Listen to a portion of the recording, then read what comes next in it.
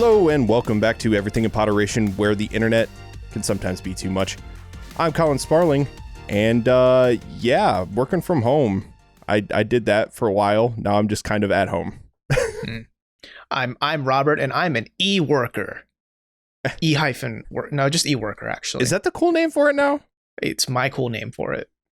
He's not an e-boy. He's not an e-girl. He's an e-worker. Mm-hmm. I'm a NEET at the moment. I'm daily, and I'm a NEET, not in e-NEET? Education, employment, or training, and also online. So an e-NEET, an e-NEET. I'm elite. Yeah, I'm surprised there isn't like some trendy headline like, millennials are now the looking to e-working and or something, and they're ruining regular work. I don't know. Millennials ruin everything. We're ruining something. First it was Applebee's. Next it's Office Spaces. That's what we're have killing a them. Yeah, we're personally just murdering on a fucking tear to ruin everything. So in case it wasn't evident, we're going to be talking about teleworking today. I'm sure a lot of you listening to this are probably working from home as you're listening to this, or you're looking for a job. Especially, you know, if you turned into our job hunting video, you're going to know that Daly and I are still hunting for work as of this recording too. hunting and gathering. Yes. Yeah, definitely feel you there. But using your spears and bows grunting. And arrows. Yeah. Job hunting would be so much more entertaining if that were the case. Just go out with a spear above my head. We just follow the hiring managers as they migrate across the tundra. You know what's got to be the thumbnail Strait for this video. Just a caveman just like chasing down, just like, this is my spear, it's called LinkedIn. Just gonna throw it directly at the caribou. You know, now I'm imagining like a Steve Irwin video, like, and that right there, that's the illustrious job out in the wild. This one has a 401k. Oh, look at that big fucker over there. That's a pension. Unlimited PTO. What a beauty. Look at all those bennies. Oh, minimum outside the city, you're not going to get minimum wage. Oh my God. All right. But we do have some housekeeping things to get out of the way before we get into the meat of today's episode. So we have actually a couple things. So a few weeks back, we did an episode on the 6 Days in Fallujah controversy, where Peter Tamte, which we still haven't decided on how to pronounce that name. Let's call him PT. Tempting. PT. There we go. PT. Made all those controversial sort of statements regarding his game and how he's not going for something political. He's trying to make it non-political with the whole Battle of Fallujah and things like that, and reviving the 6 Days in Fallujah game that's going to retell the tale of different soldiers' experiences in the Battle of Fallujah.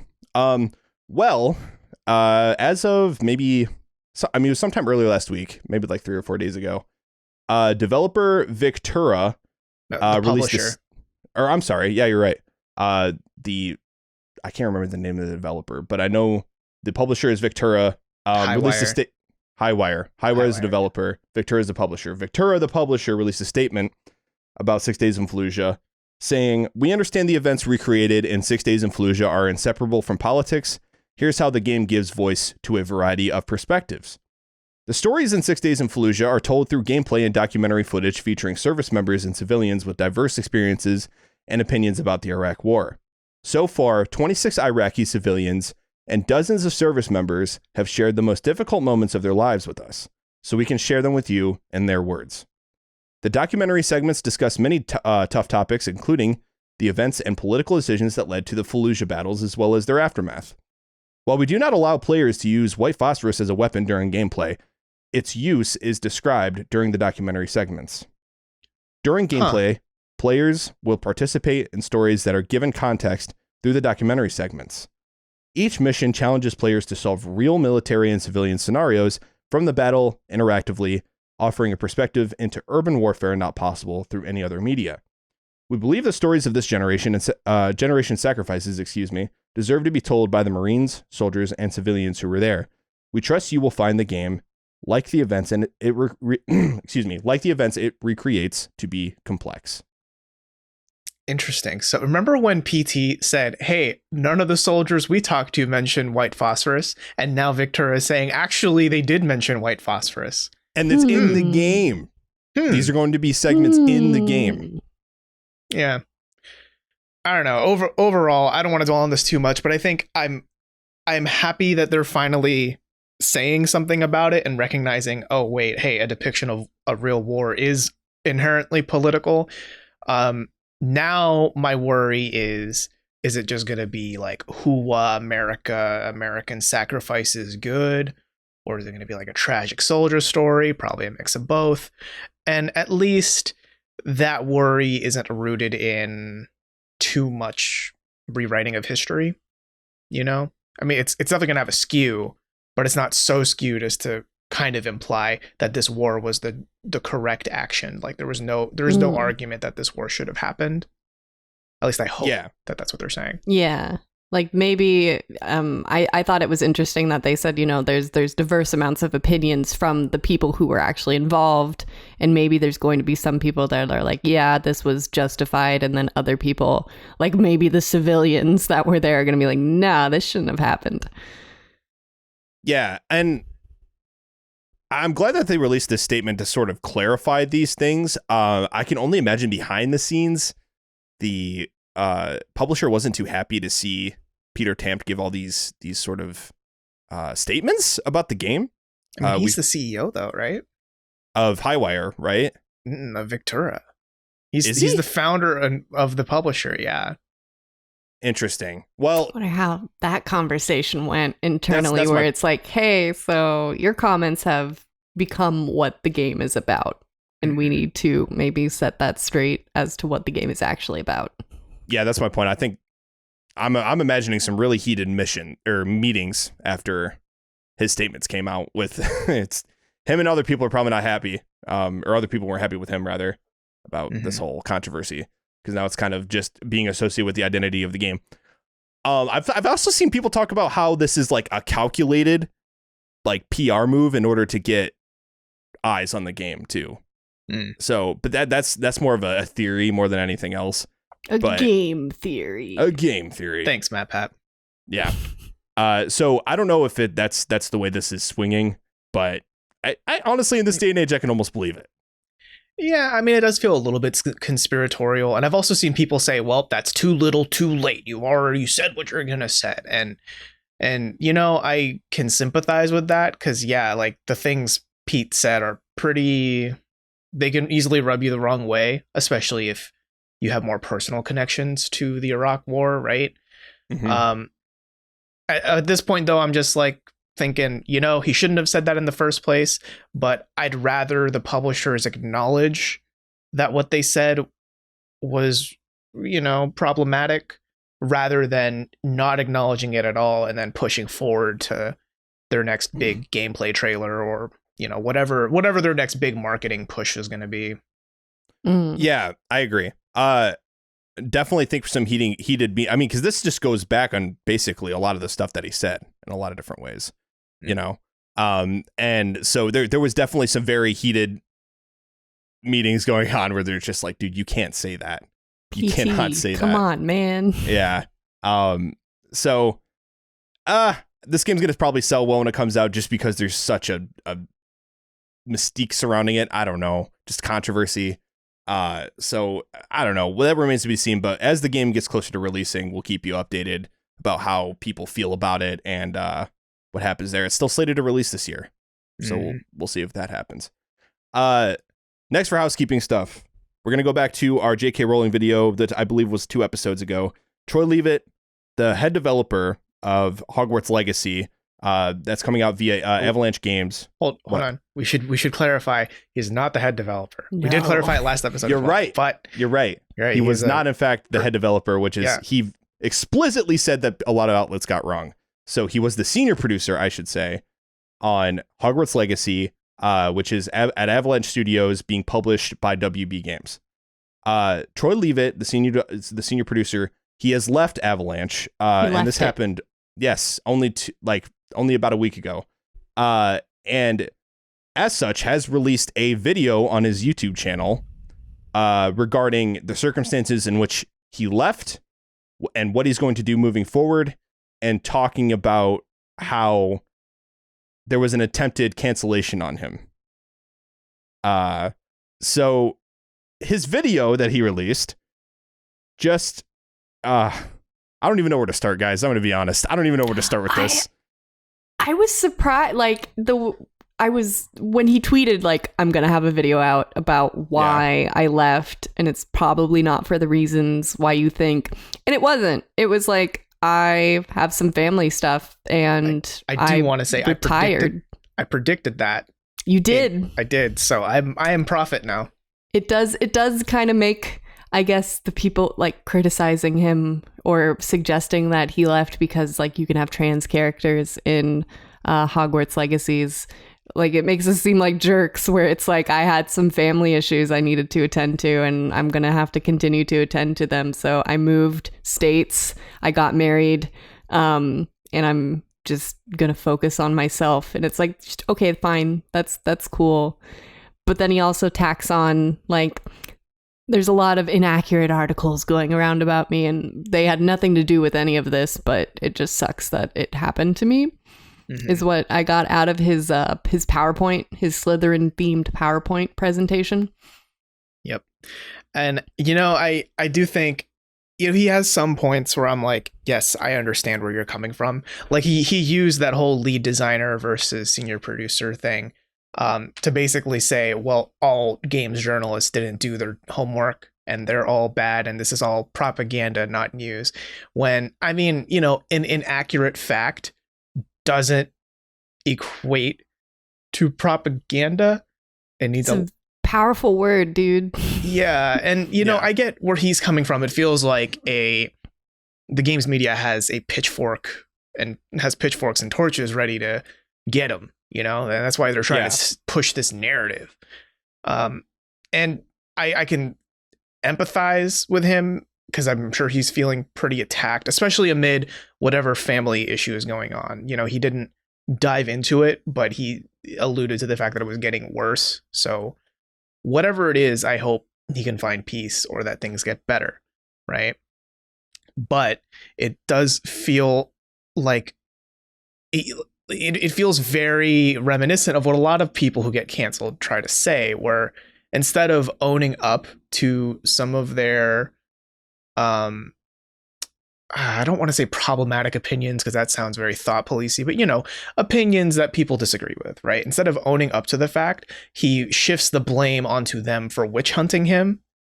It'd be like a murderer saying, why are the police chasing me? Like, they're witch hunting me, as opposed to,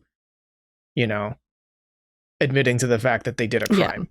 Yeah. Not that I'm saying he didn't do a crime. He does not killed anyone that we know of. No, but genuinely, it did seem. I sympathize with him on some things, but he really danced around, I guess, like the idea of like personal responsibility, and like, if you have thumbnails the way that you do on your channel, you got to realize people are going to associate you with the accompanying movements that have a lot of similar thumbnails about Anita Sarkeesian ruining games, etc.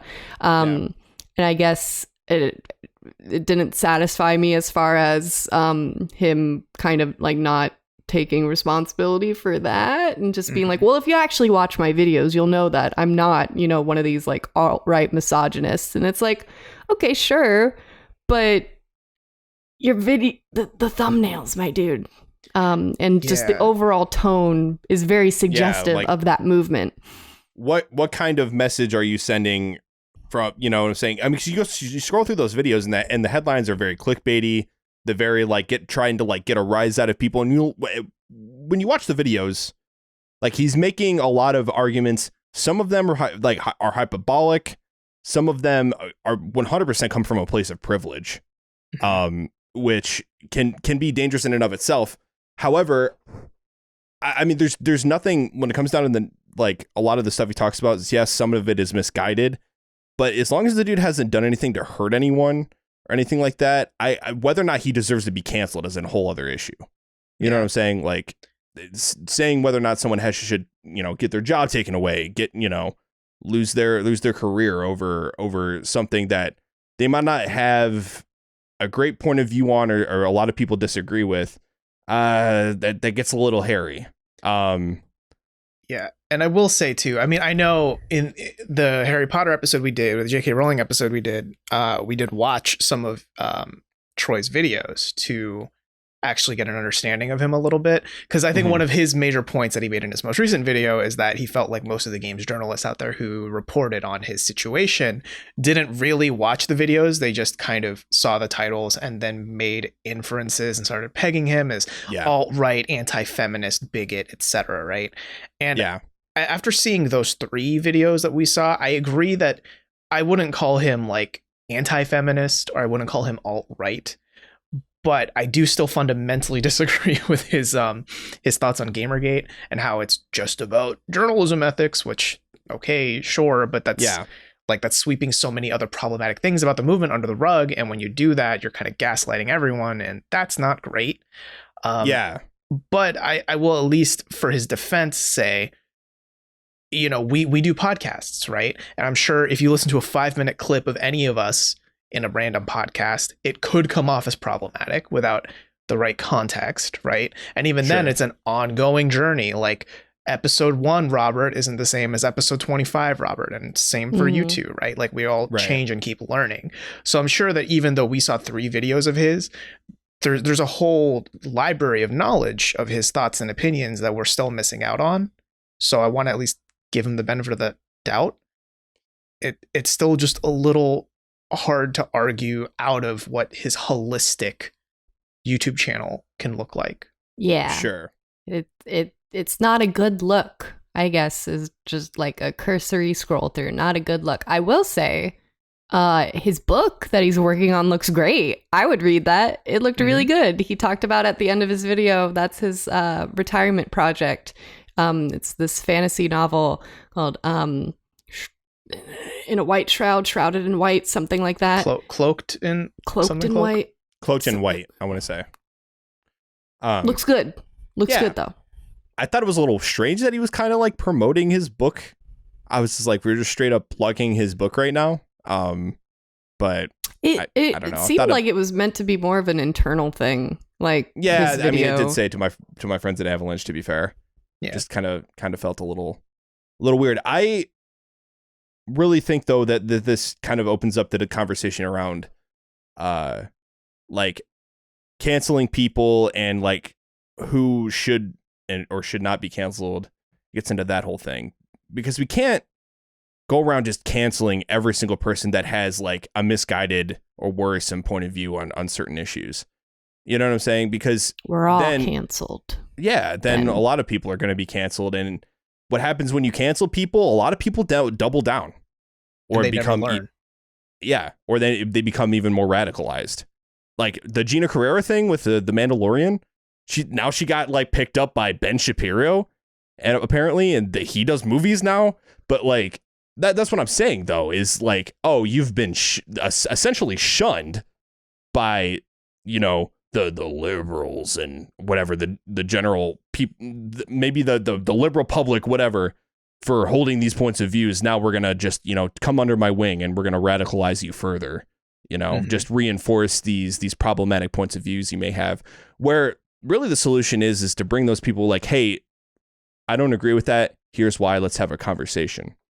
And the reason why his point of views and the way he structures his, like the way he talks about these things in his videos, just comes across as like, I'm putting myself up for debate, but I'm not really doing that. Like, is arguing in bad faith, and like kind of just like, it almost feels like Ben Shapiro in that sense too, where it's like, I'm gonna listen, like I'll hear your point of view, but I'm gonna like turn it around on you to make you look stupid, rather than hear you like actually have a debate and have malleable points of views that can actually be changed. Yeah.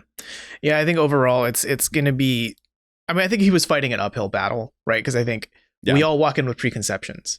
And when the preconception is, oh, he is working on a Harry Potter game. Oh, the creator of Harry Potter is very transphobic and has a lot of pretty radical views. Oh, this guy made some videos that criticize Anita Sarkeesian. It's very set up to make it really easy to jump to the conclusion that Troy also has problematic views, right? Yeah. So that kind of sucks to suck. That is maybe a problem that needs to be discussed or figured out. But I also think that maybe that's a bigger, like, getting into cancel culture and all that would be a bigger topic in and of itself. Sure. For us to dive into. Yeah. Troy, I think it just kind of hits come on the podcast. Yeah, come on the podcast. Yeah, I mean, I honestly no, I would love to talk to him. I would love to have him on and just have a conversation. But I think my thoughts in the situation can be summed up in the video that he talks about, like, Gamergate and how there's more women working in the games industry now. Like, he kind of had that point, right? It's like, oh no, like, there's no way games can be misogynistic, or the games industry rather, because there's 40 to 50% of the population in the games industry is women.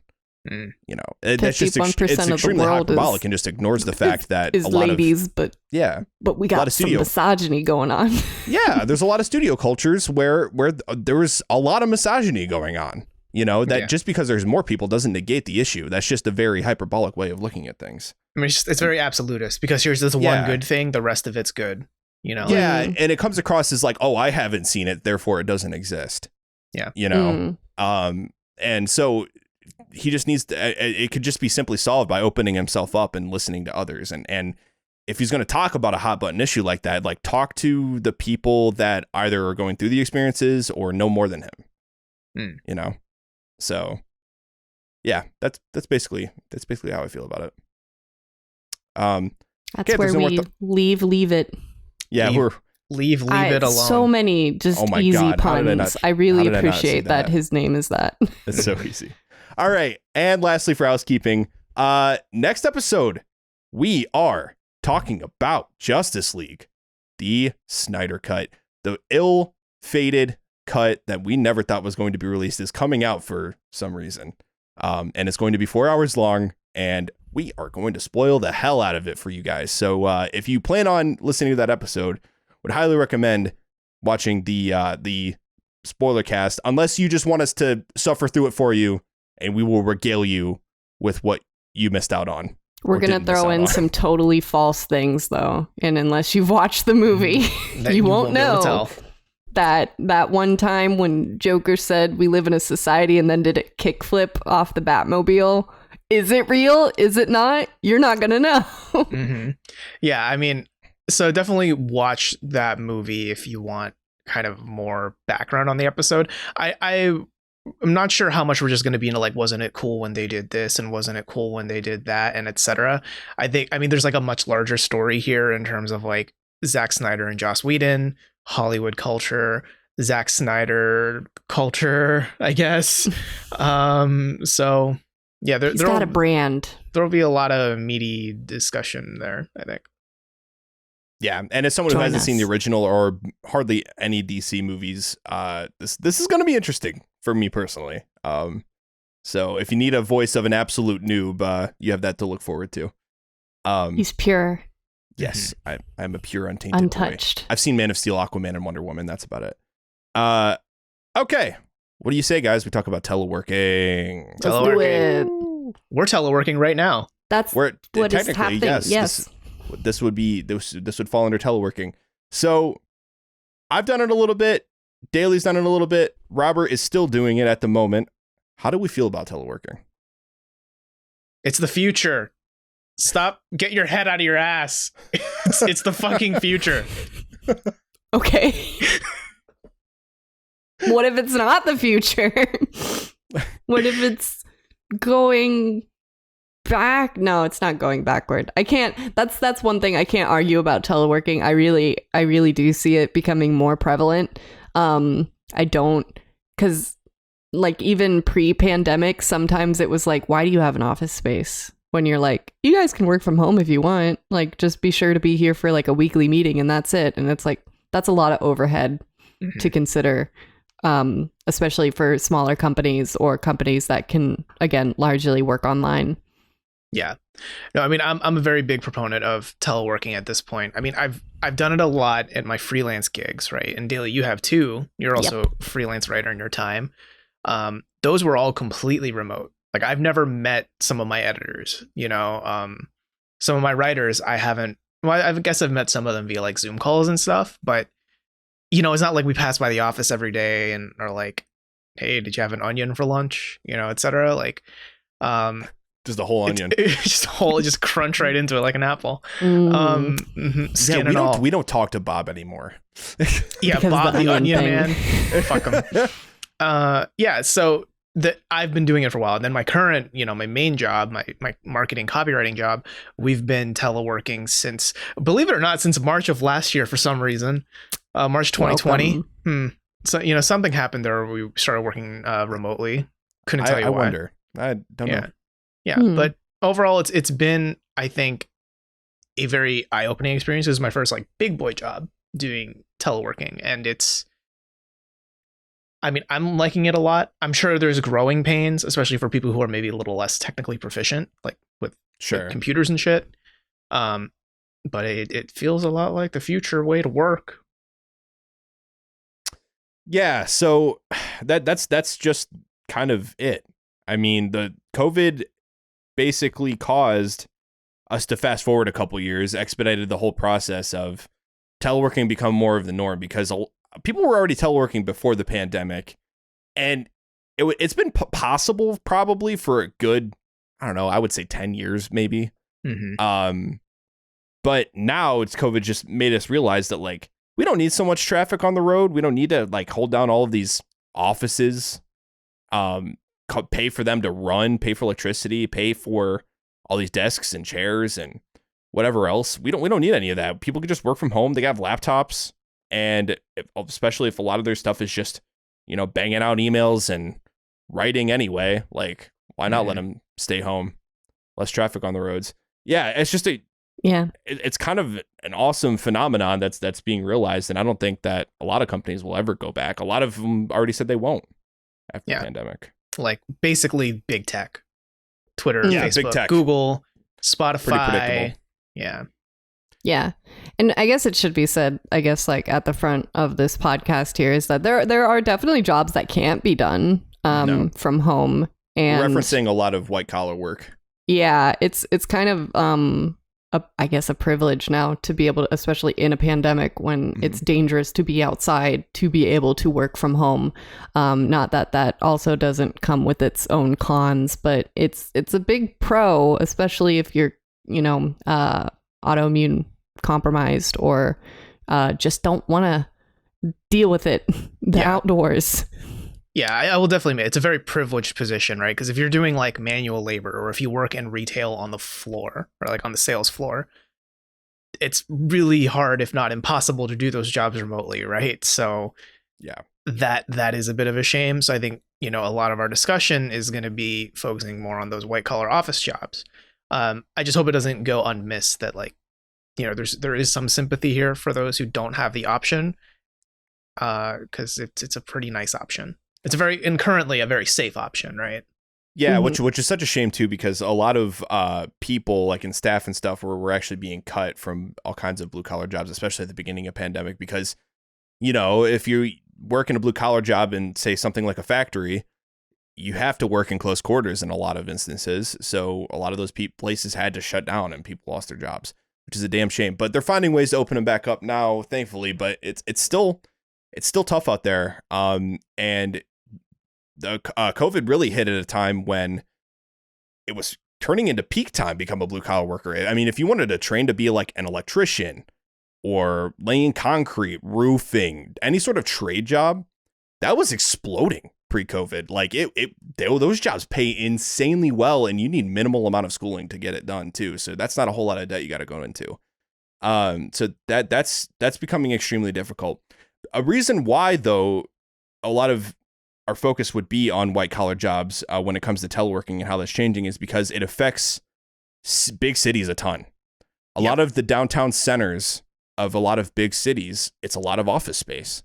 It's a ton of headquarters for a lot of tech companies, a lot of media companies, a lot of agencies, advertising firms, things like that. And a lot of that work can just be done remotely. So a lot of downtown areas are becoming more akin to ghost towns because a lot of those people are just staying home. You don't need people in the office to do a lot of that work. It's just a lot of correspondence and communication. And so how that affects places like big cities going forward is going to change. It's going to be crazy, significant. Yeah, like that's another reason where I think it's another feather in the cap for teleworking, is because most American cities are built like ass.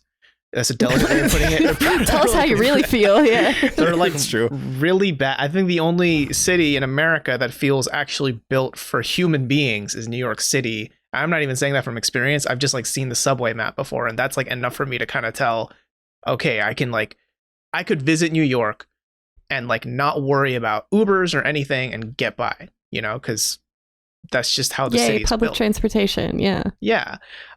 Most people in America, especially office workers, what they experience is, I'm going to live out in the suburbs, get a house, maybe build up a family, maybe not, but I'm going to live out in the suburbs where it's quieter.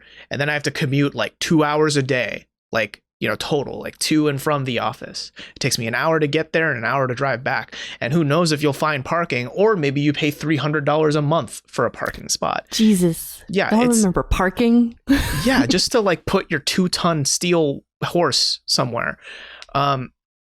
So that all really sucks. And that's such a weird way to do things, especially when you think about how much geographic area that covers. Like if you work in downtown Seattle, but then you live out in Redmond, that's like a good 30-minute drive. And that's before you factor in the fact that everyone else has to do that 30-minute drive. So traffic, right? Traffic. Whereas if there was a really good public transportation system in Seattle, some people would be driving, some people would be using the subway or an expanded light rail of some kind, and more people would be using buses, right? Exactly. But yeah, cities aren't built that way. No. For instance, like just logistically speaking, so I worked for a job out of Redmond, right? And getting to Redmond from where I am right next to the greater Seattle area would have taken me an hour and a half by bus. And that's 2 different buses. That doesn't even factor in for the wait time between buses, assuming that they're close enough in schedule for me to hop right on a bus right after I get off the first one. So right now that is just one example of the infrastructure problems that you run into with public transport. I think Robert was actually watching a video about how Chicago's city planning is a fucking mess when it comes to public transport, because all of it just leads to the heart of the city or something like that, right? Yeah, so, instead of like being able to get around the city itself. Right. And so it just is based on around the fact that, we're using really 150 to 200-year-old city planning and maps that were built around the time this country was founded, which is insane. Now, like I've heard notoriously Boston is a fucking mess because of that. Yeah. And could you imagine how great it would be to have the choice of, let's say your job is teleworking, right? Like you can telecommute to work, so you can work literally from anywhere. Hawaii is kind of like doing that, where they're saying, hey, if you want to work here, if you want to get like an apartment here, we'll cover the flight. So, that's the beauty of teleworking, right? Is as long as you're up at the right hours, you can work from anywhere. So what this would mean, let's say you were let's pick a different city to pick on. Let's say you work in Boston, right? And your office is in downtown Boston, but you're more of a suburb kind of girl. You don't really like the big city. You kind of like cul-de-sacs and stuff. So you can live out in the suburb, but you don't have to worry about that 1-hour drive to get into downtown Boston. And overall, your happiness with your job and your contentment is probably going to shoot up. But alternatively, if you're a big city boy like me and you want to live in the cities where you can walk to, 5 different restaurants of 5 different nationalities, rent doesn't have to be as stupidly expensive in the cities, because that hot commodity of it's right next to work doesn't matter anymore. Yes. Yeah, exactly. And speaking of, as someone that's out in the boonies at the moment in the middle of Cornfield, USA, which I'm sure is actually a place. I think so. Probably. It sounds like it should be a place. Springfield. Yeah. There's a lot of Springfields also in the Midwest, but Midwest, it's a little soul crushing working from home when you're in the middle of nowhere and you don't have a lot of extracurriculars to go and pursue. Like pre-COVID, like your Friday night fun was like maybe driving an hour to the nearest city to go see a movie and have dinner from a chain restaurant. Oh, living on the edge, aren't we? Yeah, living on the edge, like maybe having a walk around the local Target if you're feeling bougie. Daring. Nah, dude, in the Midwest it's Walmart all day. Yeah, oh my God. I don't think I would go back to Walmart after the finer things in life, experiencing those, but like I've been back to Walmart, like Target, exactly. Yeah. But I've been back to Walmart. But yeah, it feels working from home can feel limited in that way of like if you're not able to move somewhere that has 5 different restaurants to check out on your lunch break, or if you don't particularly enjoy the view of the cornfields outside. Yeah, and I mean there's both a positive and a negative to teleworking in that sense too, because obviously if you work remotely, you'd be able to work pretty much anywhere that has a half decent internet connection. You'd be able to work and live anywhere. The other thing is, and this is one in the Bloomberg video about teleworking that I was watching, and it's one of those things where it's obvious, but I never really given it this much thought before. The reason why there's so many businesses, obviously, around downtown areas is because that's where the jobs are. People go where the jobs are, and when people go where the jobs are, that begets more jobs. Because if you have these people all in, say, a downtown area working, there's going to be restaurants that are there to fill the need of the people that are working there and hungry, right? Mm-hmm. And then beyond that, you're going to need like other services like gyms, right? Or fucking laundromats. Yeah, any sort of service providers, exactly. So people are going to go where the jobs are, and when those people go where the jobs are, more jobs will start showing up and popping up. People are going to open up businesses, So what that means for city planning and where people want to work is going to change, because if 90% of Seattle, or at least 75%, work from home, I mean, they're gonna start making office spaces either smaller or get rid of them completely. Mm-hmm. And there's going to be less of a reason for people to be downtown. Therefore, a lot of those surrounding businesses and services are going to be getting less business. Yeah. So what does that mean? Yeah, I think it's going to really diversify what it really means to be a city center versus what it really means to be like suburb, right? Yeah. And I'm thinking too of like the rural people, because you're right, Daily, like rural is also a thing I tend to forget about because the few nights I have spent it's in okay, we areas, do too. Yeah. Internet out there in the boonies tends to really suck because the United States government or the state governments don't or haven't put much thought into infrastructure when it comes to building out the internet out there into the rural areas. And I understand that it's probably very expensive, which is why it hasn't really happened yet. But at the same time, look at a country like South Korea that has grown rapidly in the past 70 years since the Korean War ended, where the entire city, well, all of the cities and the connecting areas are built kind of on this future forward backbone. Like internet in Korea is stupid. It's cheap and stupidly fast, because the infrastructure was there for it. Here in America, the infrastructure is kind of there for it in the cities, and it just diminishing returns the further out you get, right? So that can make teleworking a bit of a challenge.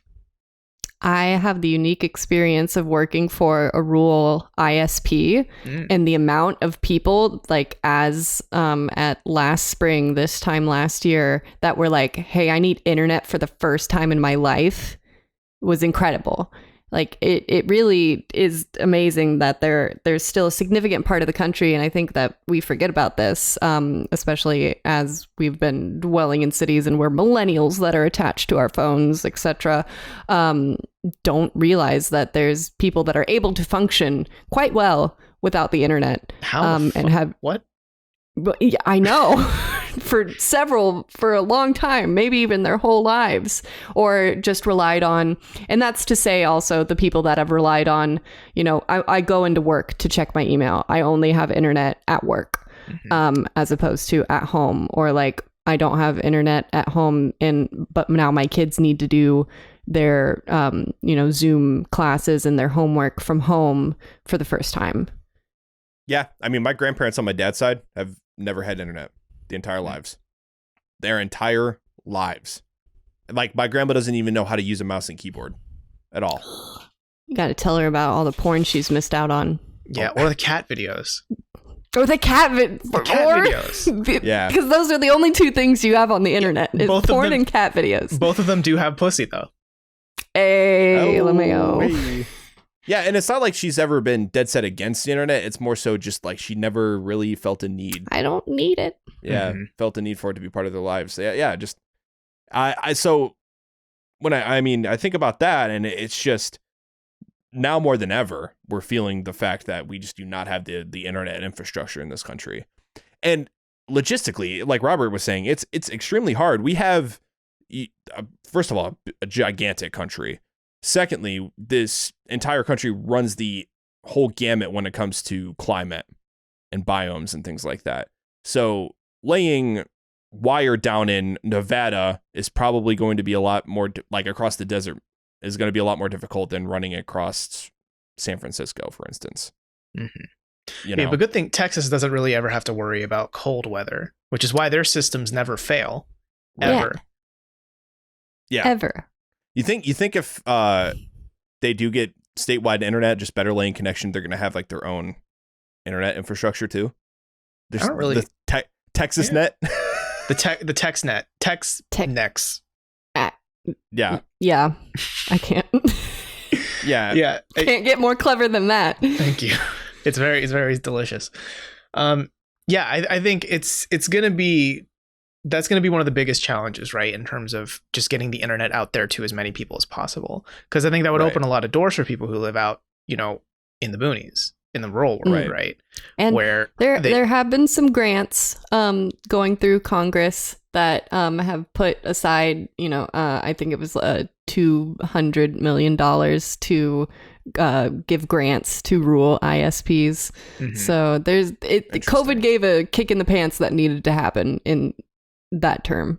Right. One topic I did want to broach with you two here, because I think this is a really common, a con of teleworking that people tend to not like, even the most antisocial people, I would say. But there is an argument to be made where if you're teleworking Monday to Friday, not 8 days a week, etc., your levels of socialization just go way down because there is no, random coffee break where you get to talk to Jill. There is no. That's my mom. Yeah, it is. I do work with her. You didn't know? Yeah. There's no random water cooler moments. There's no hanging out for like 5 minutes after the meeting to just chat about whatever. Right. There's no easy. Oh, hey, the clock just hit 5. It's Friday. You want to go to that bar, a little happy hour before the weekend, right?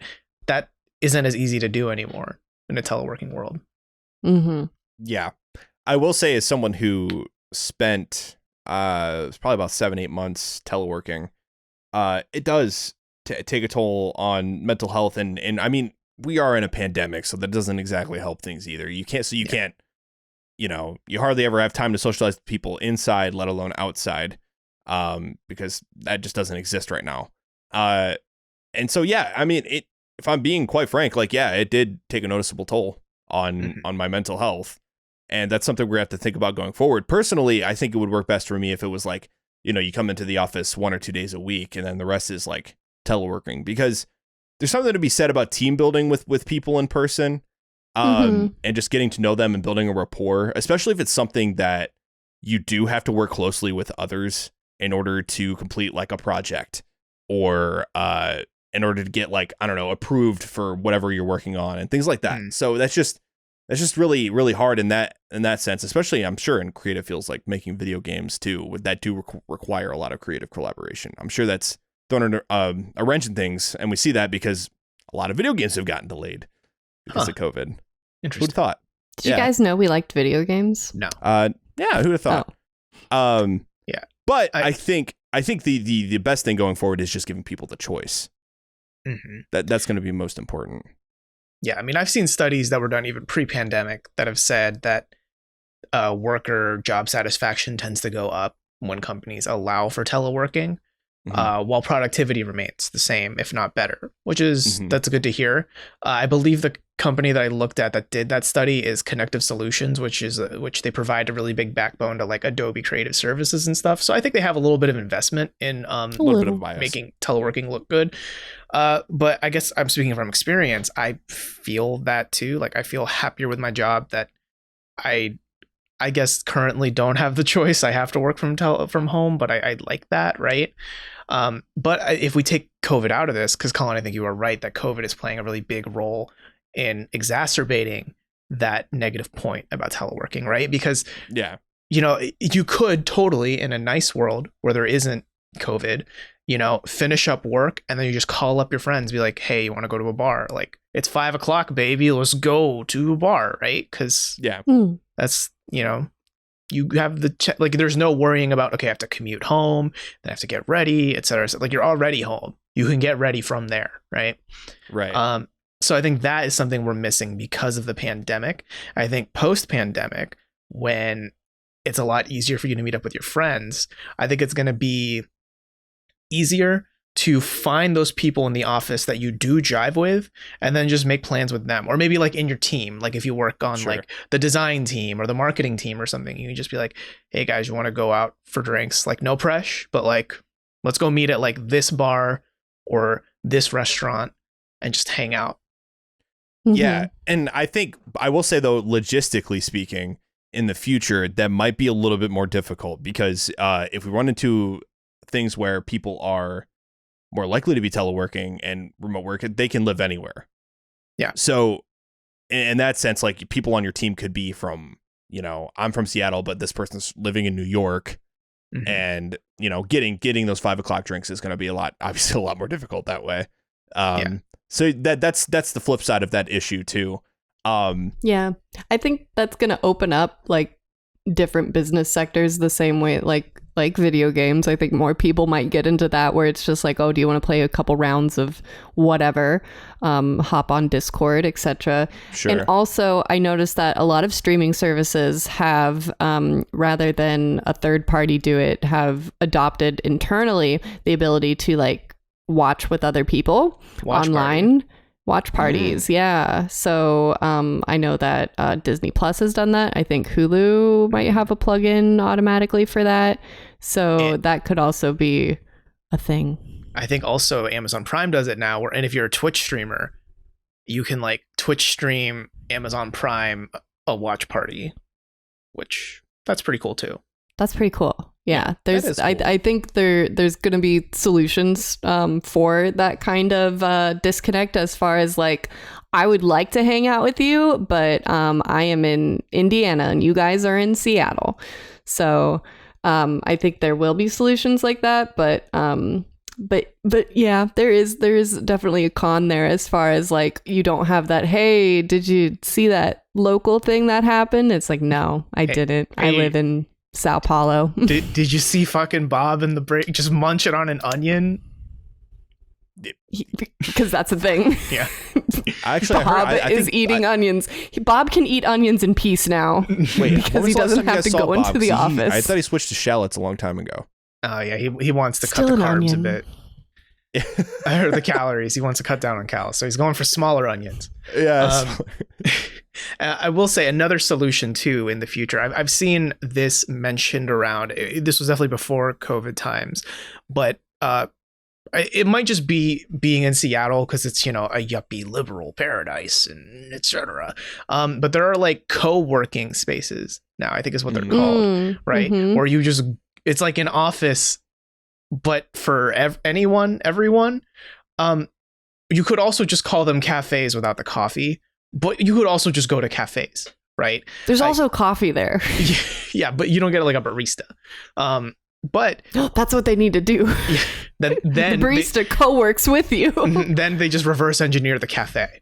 Yeah, but that's what I did when I was doing teleworking pre-pandemic. Is I'd actually use cafes as like my second office, just as like a nice change of scenery. but also just moment to be around people and just kind of like talk to people every now and then. Like I didn't make any lifelong friends there, but it was still like, you know, you could tell when someone else is also working, and there's just that kind of vibe. You know, you vibe with them a little bit. Sure.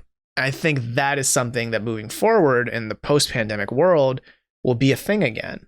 I hope that, you know, we can all work remotely, separately, in cafes, in co-working spaces, you know?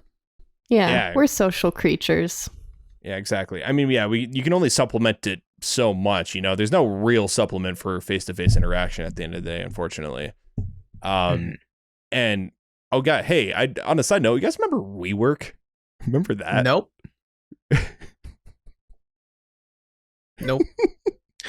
I will say though, I am very much looking forward to the days. Like, as much as I am a huge proponent of teleworking, I am looking forward to the days where you can like see coworkers again, like face to face, right?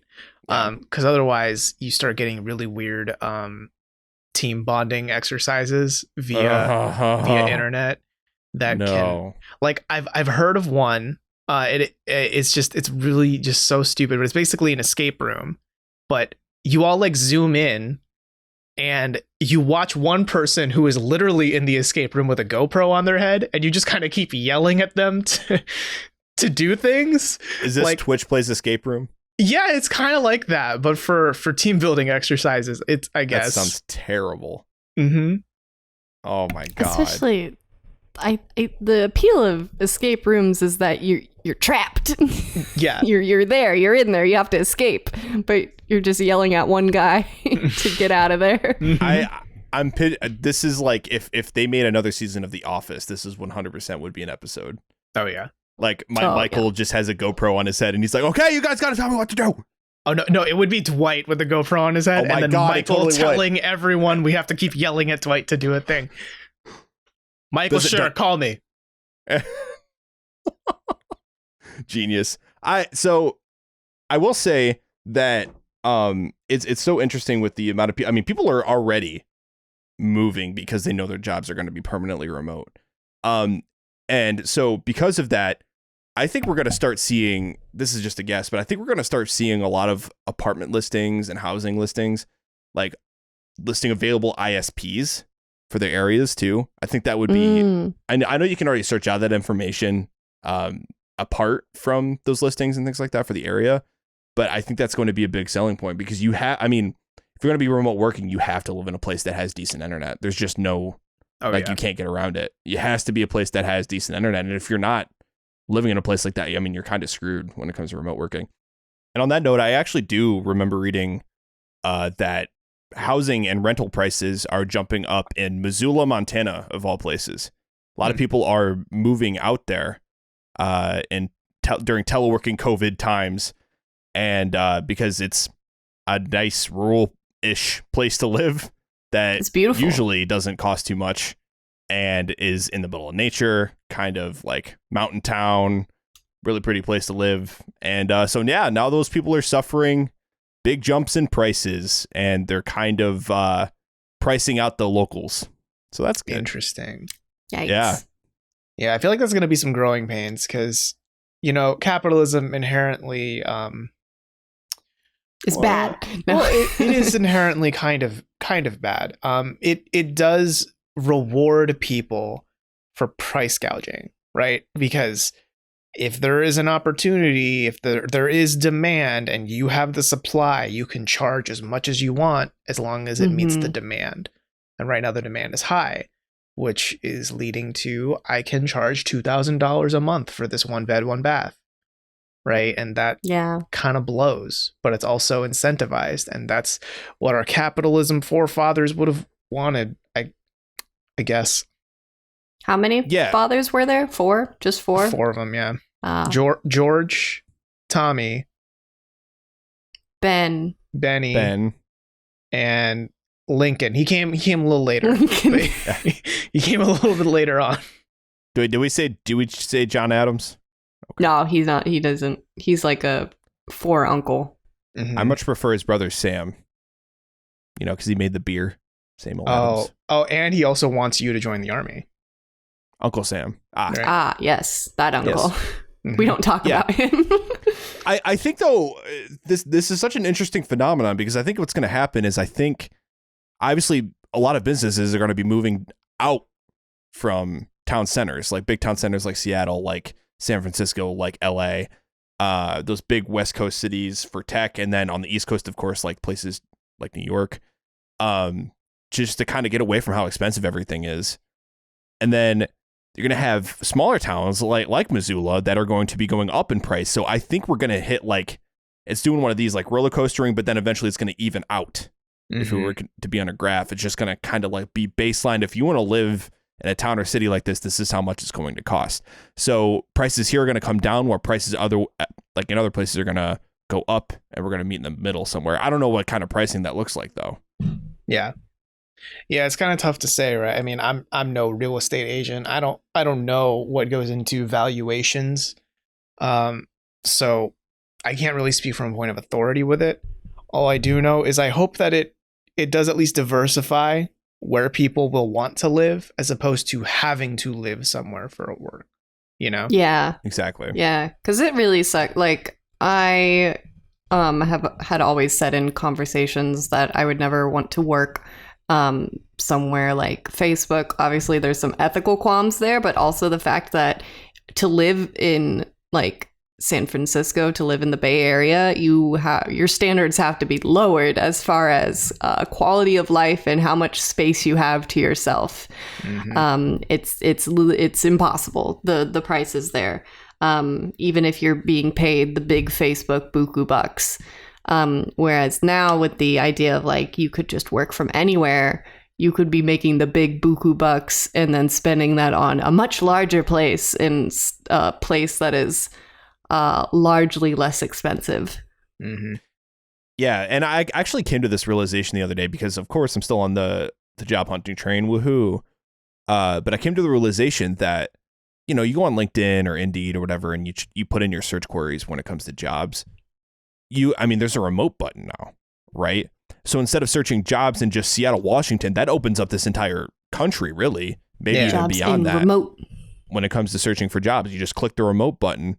You're looking at a job like I could be working out of New York, technically, even though I'm here in Seattle, and just doing all of that remote, which actually for job hunting, that does make it a little bit easier. You have way more options when it comes to the type of work you could be doing. Obviously on the flip side, it's still remote work. If you don't want to be doing remote work after the pandemic, it's a little shit. It's might be a little bit more shifty.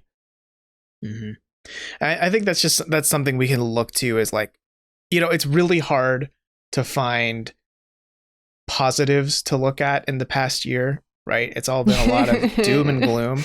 I mean, recently, right, we know that at least in America, the vaccine is going to roll out to like every adult should be eligible by May 1st if Joey B is right. So we'll see how that rolls out, but that's maybe the first bit of hope we've gotten in a while. But I've always thought that maybe, you know, if there's any other positive thing to come out of this, it's that the pandemic has forced us to do what humans do best, and that is, as Bear Grylls would say, adapt. Survive. And to survive. Drink pee. Exactly. Drink piss. I've drank so much piss this pandemic. Yeah. How many grubs have you eaten? 7. I don't know. Numbers, for every day of the week. Yeah.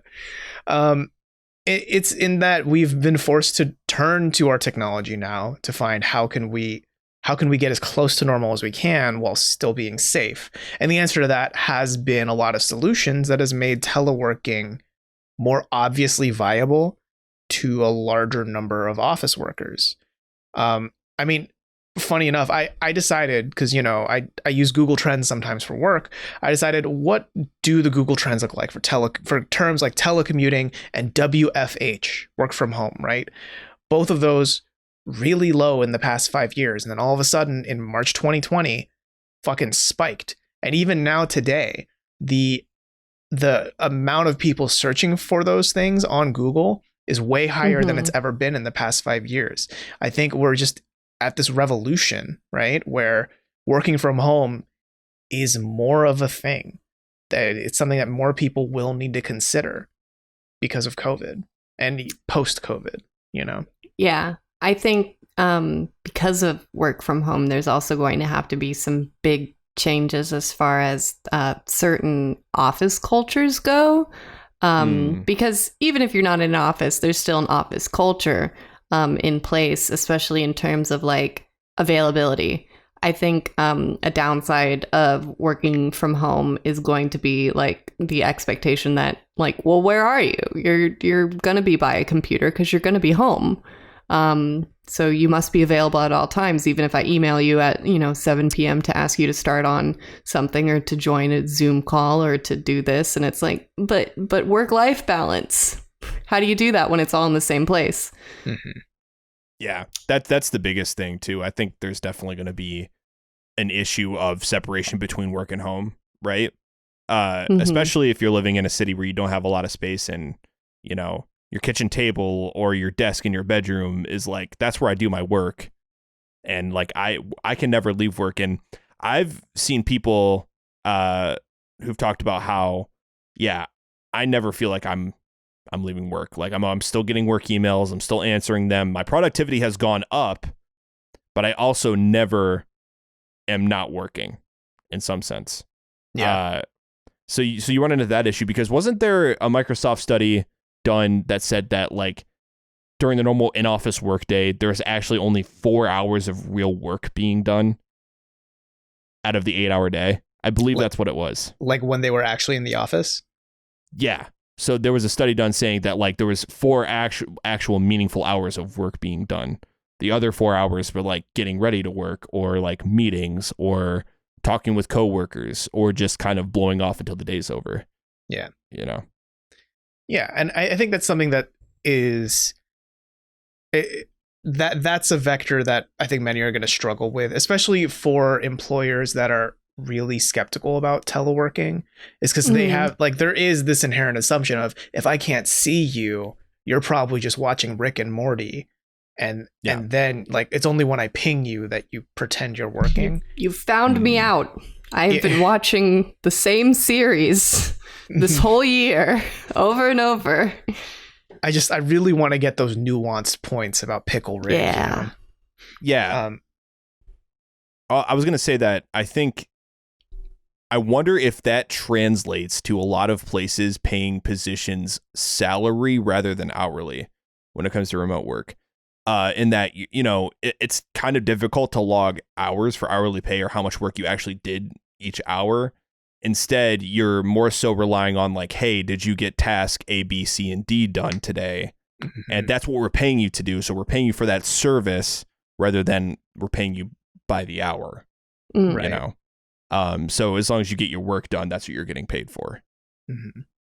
I think there's something to be said too about like if you're overall more content working at home, you're going to be more excited to do work when you do. So even if you do have an 8-hour day at home, but you do actually spend 4 hours of it watching Rick and Morty or whatever it is you do, I'm willing to bet that again, if work from home life jives with you, those 4 hours of actual work are going to outperform 4 hours of work in the office that you would have done. Mm-hmm. Right. And thinking of it logistically too, I mean, there's getting to and from work, right, which has its own thing, because you get to work, it takes you a little bit, maybe a half an hour or so to actually get settled in at your desk, you have that issue.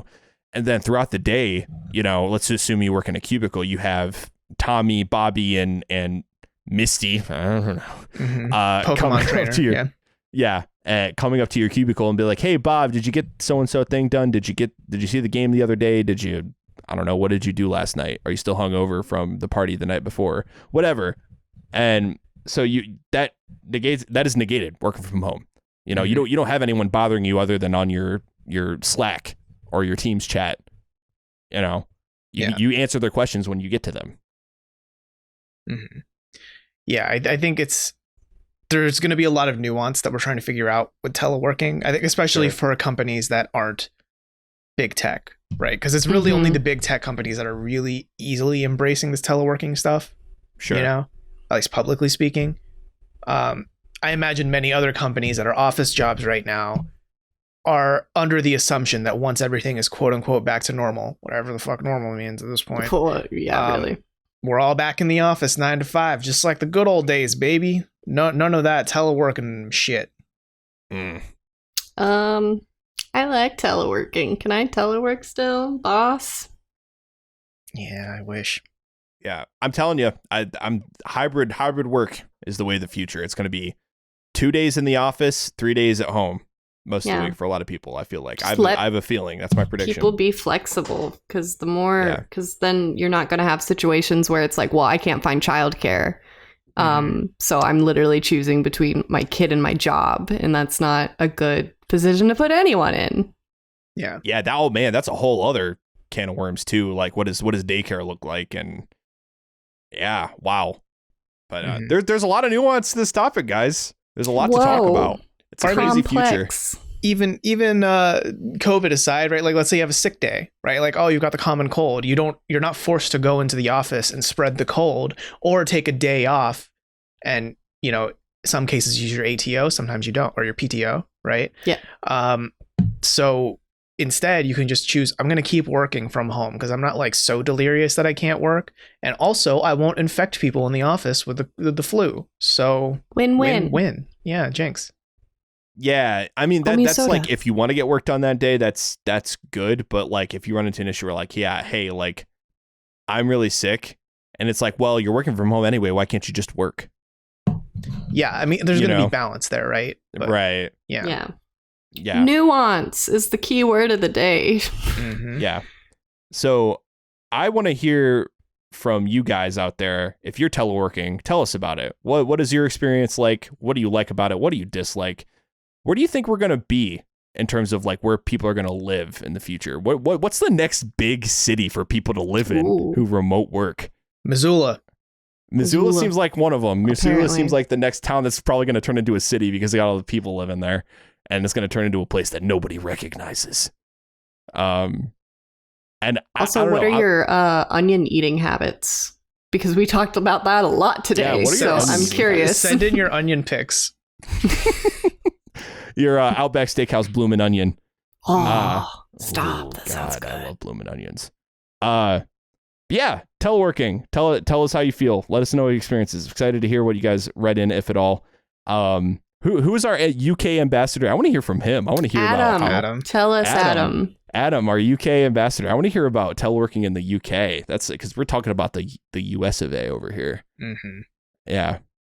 But unless you guys have anything else, this has been Everything in Poderation. Hope you guys enjoyed the show. You can email us at everythinginpod@gmail.com. You can find us on the socials at everythinginpod if you want to write into us there. Otherwise, have fun teleworking and have a good, productive week. Tomorrow's Friday, so whatever Friday means in the teleworking world. Get lit. Yeah. Happy hour. Several hours of happy. My favorite video is this dude. He's like going from work to home to work when you work remote. And it was just a dude like typing on his MacBook. And then he gets up from his chair and then he moves 2 feet and sits on his couch. And that's he's home for the day. That's my Friday. I just realized, is happy hour toxic? Because it implies there's only that 1 hour of the day you can be happy. That's the only happiness you have. Enjoy it.